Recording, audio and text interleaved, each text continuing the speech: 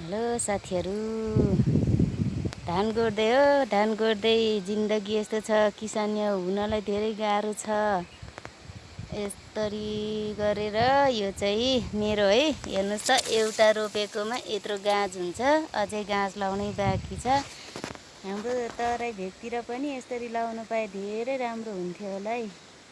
हेर्नु त, अनि अब 1 महिना हुनलाई अब 18 गते हुन्छ यस्तो भयो। अनि अब एकचोटि गोडिँदैछ, अनि अर्कोचोटि पनि गोड्न पर्छ है। तर यो एकचोटि मात्र यो रोप्दा मात्रै मल हाल्नुपर्छ। हाम्रो गाउँहरू चाहिँ यस्तो छ हौ। यो तल्लो भेग, हाम्रो घरहरू चाहिँ देख्दैन, अलिक पर छ, स्कुल त्यहाँ छ। यस्तो छ, किसानीलाई गाह्रो छ। हेर्नु न, कहिले पानी पर्छ कहिले पर्दैन। रोप्ने बेला धेरै दुःख कष्ट भयो। अहिले पनि त्यस्तो धेरै पानी परेको छैन।